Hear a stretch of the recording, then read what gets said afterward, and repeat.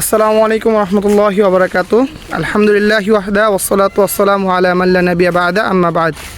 আলহামদুলিল্লাহ, আজকে এসেছিলাম আমাদের ফরিদপুরেই একটা মধুর খামারে। আসছি কিছুক্ষণ আগেই, লোকেশনটা বলছি না। তো এখানে এসেছিলাম আমাদের ব্র্যান্ডের মধুর কাজে। তো আসার পরে খামারটা ঘুরে দেখলাম, ভাইদের সাথে কথা বললাম। এখন তো আসলে অফ সিজন, এখন হচ্ছে মৌমাছি মধু সংগ্রহ করছে না, এখন হচ্ছে তাদেরকে খাবার দিয়ে দিয়ে বাঁচিয়ে রাখা হচ্ছে। আবার দেখা যাবে 1 মাস 2 মাস পর থেকে আবার মধু সংগ্রহ করবে সুন্দরবন বা অন্য জায়গায়। আপাতত এখন অফ সিজন চলছে।